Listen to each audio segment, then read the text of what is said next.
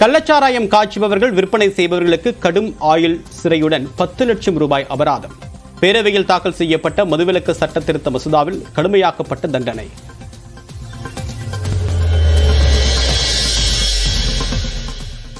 சட்டப்பேரவையில் அதிமுகவின் நடந்து கொண்ட விதம் கவலையளிப்பதாக முதலமைச்சர் மு க ஸ்டாலின் பேச்சு. தமிழ்நாட்டில் குற்றங்களை தடுக்க தண்டனைகள் கடுமையாக்கப்படும் என்றும் உறுதி. முக்கிய எதிர்க்கட்சியான அதிமுக இந்த கூட்டத்தொடரில் எடுத்த தவறான நிலைப்பாடு எனக்கு வருத்தம் அளிப்பதாகவே இருக்கிறது. தமிழ்நாட்டில் கள்ளச்சாராயத்தை முற்றிலுமாக ஒழிக்க அரசு உறுதி பூண்டிருப்பதாக முதலமைச்சர் திட்டவட்டம். போதைப்பொருள் தடுப்பு நடவடிக்கையின் கீழ் 2 ஆண்டுகளில் 18 கோடி ரூபாய் மதிப்புள்ள சொத்துக்கள் பறிமுதல் என்றும் பேரவையில் விளக்கம்.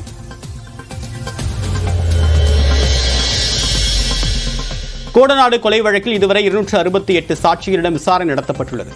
இன்டர்போல் உதவியுடன் விசாரிக்க வேண்டியிருப்பதாக பேரவையில் முதலமைச்சர் மு க ஸ்டாலின் விளக்கம்.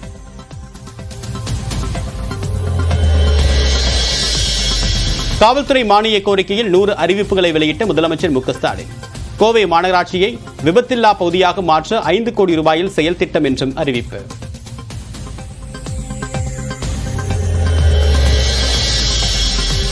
நீட் தேர்வு வினாத்தாள் கசிந்த விவகாரத்தில் தீவிரமடையும் விசாரணை. குஜராத்தின் 7 இடங்களில் ரெய்டு நடத்தும் சிபிஐ.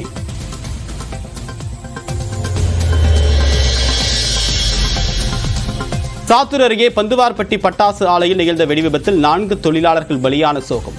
உயிரிழந்தவர்கள் குடும்பத்திற்கு 3 லட்சம் ரூபாய் நிதி உதவி வழங்கப்படும் என்று முதலமைச்சர் மு க ஸ்டாலின் அறிவிப்பு.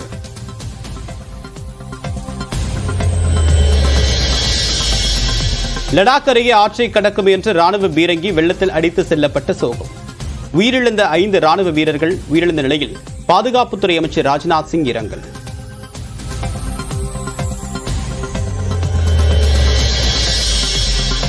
தொடர் கனமழையால் நீலகிரி மாவட்டத்தின் பல இடங்களில் மண் சரிவு. தேவாலா மலைச்சாலையில் போக்குவரத்து நிறுத்தப்பட்ட நிலையில் சரிந்து விழுந்த மரம்.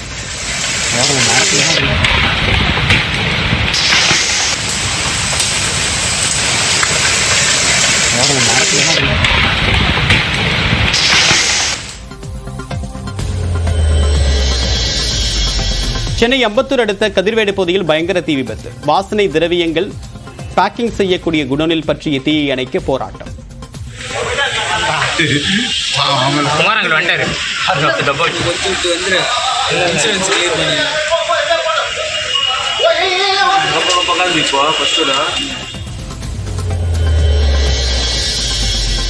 கொடைக்கானல் பெரும்பள்ளம் வனசரக பகுதியில் மான்கறி சாப்பிட்ட 6 பேர் கைது. வேலியில் சிக்கிய மானை இறைச்சியாக்கி சாப்பிட்ட வீடியோ வெளியான நிலையில் வனத்துறையினர் நடவடிக்கை.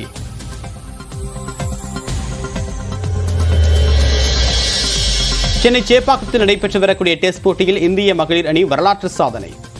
முதல் இன்னிங்ஸில் 6 விக்கெட் இழப்பிற்கு 603 ரன்கள் குவித்து டிக்ளேர்.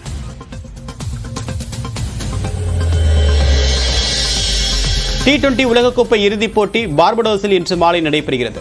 கோப்பையை வெல்ல இந்தியா தென்னாப்பிரிக்க அணிகள் முனைப்பு.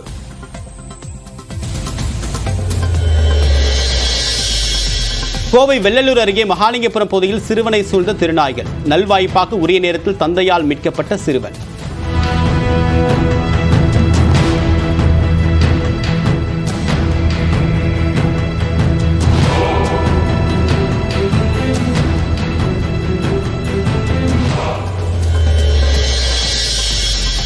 ரத்து செய்யப்பட்ட யுஜிசி நெட் உள்ளிட்ட 3 தேர்வுகளுக்கு புதிய தேதி அறிவிப்பு. ஆகஸ்ட் 21ஆம் தேதி முதல் செப்டம்பர் 4ஆம் தேதி வரை தேர்வுகள் நடைபெறவிருப்பதாக தகவல்.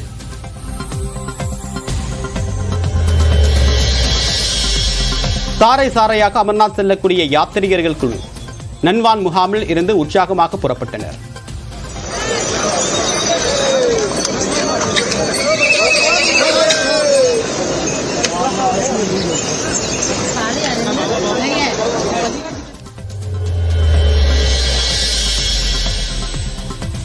கல்கி படக்குழுவினர் மற்றும் இயக்குநருக்கு நடிகர் ரஜினிகாந்த் வாழ்த்து. இந்திய திரையுலகை வேறு தளத்திற்கு முன்னேற்றி இருப்பதாக பாராட்டு.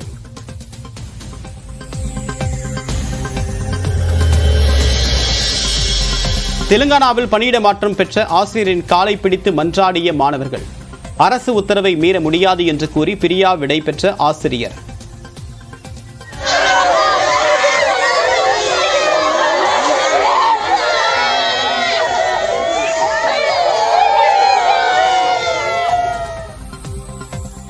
தமிழ்நாட்டில் கள்ளச்சாராயத்தை முற்றிலுமாக ஒழிக்க அரசு உறுதி பூண்டிருப்பதாக முதலமைச்சர் மு.க.ஸ்டாலின் திட்டவட்டமாக தெரிவித்துள்ளார்.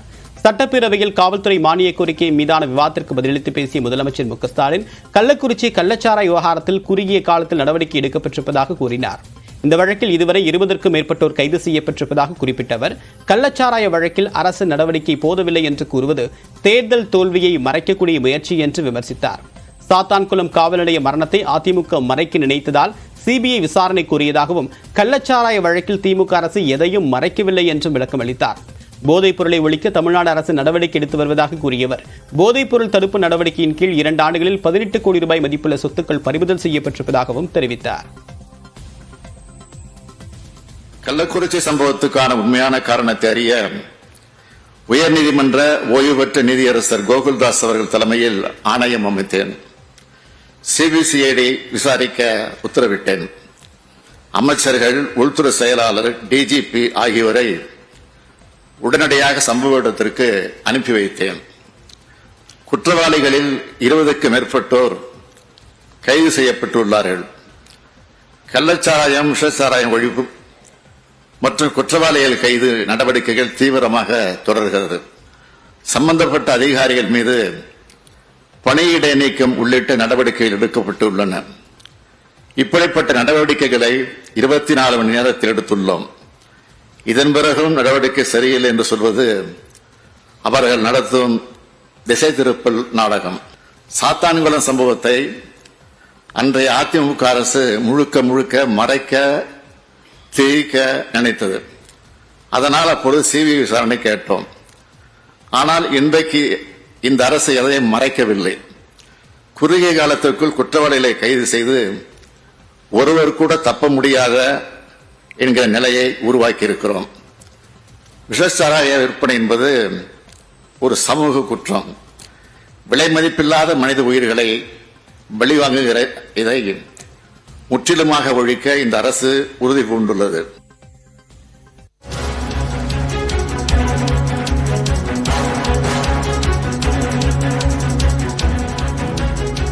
தமிழ்நாட்டில் பூரண மதுவிலக்கு என்ற இலக்கு உடனடியாக சாத்தியமில்லை என்று அமைச்சர் முத்துசாமி தற்போது பேரவையில் விளக்கம் அளித்திருக்கிறார். விவரங்களுடன் நம்முடைய சிறப்பு செய்தியாளர் அபினேஷ், இந்த விளக்கத்துடைய பின்னணி என்ன?